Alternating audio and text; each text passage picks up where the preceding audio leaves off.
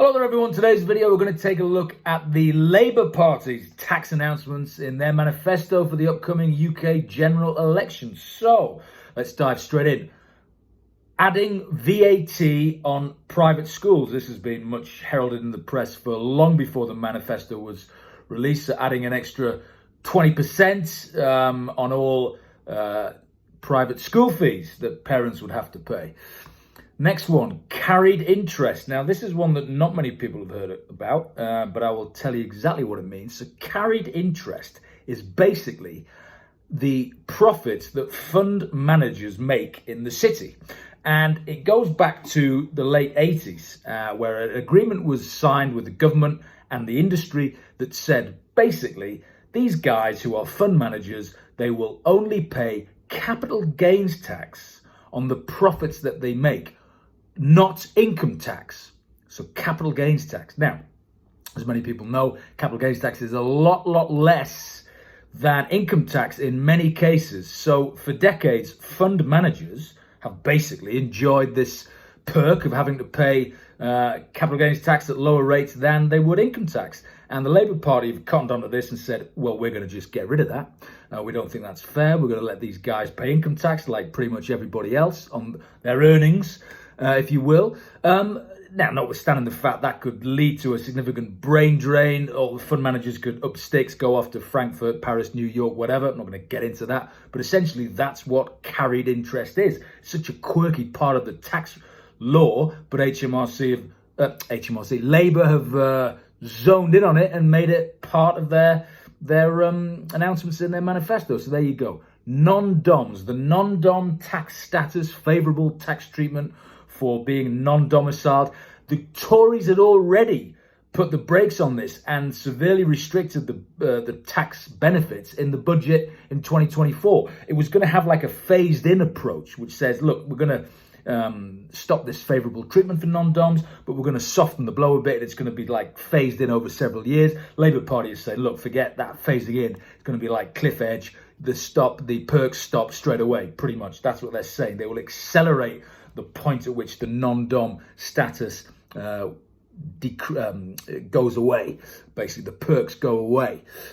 So what else have they got? Labour is saying SDLT, stamp duty land tax, an increase in the surcharge of an extra 1% for overseas property owners. So anyone investing in the UK, basically saying that great swathes of London pretty much are owned by foreign nationals, and to sort of counter that, tax policy will be slapping with extra SDLT to discourage them for investing in the UK. I don't know if that will do much good, because people with serious cash will always want to invest in the UK, particularly in and around London. So there you go. Capital, what's this? Oh, corporation tax. Can't even read my own writing. CT, corporation tax. Labour have said they will hit the energy companies with a windfall tax. So that will affect, obviously, just a small amount of limited companies, those who are energy providers. They've said there will be no increase in the headline rates of income tax, national insurance and VAT. But no mention of capital gains tax, other than the part on the carried interest for the fund manager community. What will they do with the rest of capital gains tax? Who knows?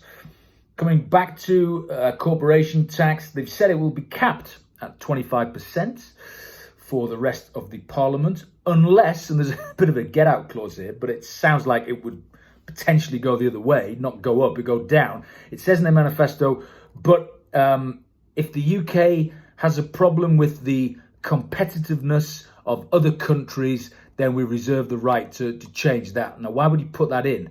That UK competitiveness, corporation tax, you'd expect that would mean that it would come down, not up. So then why would you even bother putting it in? Why would you, if the UK all of a sudden was less competitive than other countries, you wouldn't put it up? But why have they got it in there? Is that some sort of get out line, throwaway line, you may think, but actually it means that they could increase corporation tax. If there's this caveat knocking about in their manifesto around corporation tax, so who knows? Let's hope that when they talk about a cap of 25%, it literally is a cap and there's no more increases to CT. They've also said that They will commit to permanently having the full expensing relief and the annual investment allowances for companies investing in plant and machinery. And Labour has committed to keeping what the Tories have already announced in terms of maintaining those thresholds for personal allowance, high rate thresholds, the so-called fiscal drag that if Labour got in, they would do exactly what the Tories have said they would do, pushing many, many more people into being taxpayers in the first place and higher rate taxpayers. They've also said that they will have a pension review. So, remember when the Tories abolished the £1 million lifetime allowance, Labour straight away said, we're going to bring it back in. They've now U-turned on that, said they're not going to do it. However, they have committed to a pensions review. So goodness knows what that means. Does that mean they're going to restrict tax relief on the way into pensions and contributions? Who knows? But a pensions review will indeed be taking place if Labour get in. And what was not in the manifesto? So let's just touch on one of the things, inheritance tax. People are commentators saying, could they introduce some sort of wealth tax? God forbid. But certainly on IHT, one of the things that has been sort of leaked, although it's not in the manifesto, is they'd like to make it harder for people to give away assets, allegedly. So what do we mean by that? Well, people are pretty familiar with the 7-year rule for inheritance tax. You give away assets, you live for 7 years, it falls outside of your estate. Are they going to change that? Are they going to put that out to 10 years? Who knows? What about gifting of other assets? Because, of course, you've got capital gains tax when you gift assets other than cash. So, but certain reliefs apply in certain cases, like rollover relief, gift relief. So, who knows? IHT under attack in terms of making it more expansive. Let's wait and see. So there you go. Just an overview there of the tax announcements in the Labour Party manifesto and a couple of things that weren't, which many commentators are talking about. If you like this video, please do subscribe. And as always, I'll see you soon.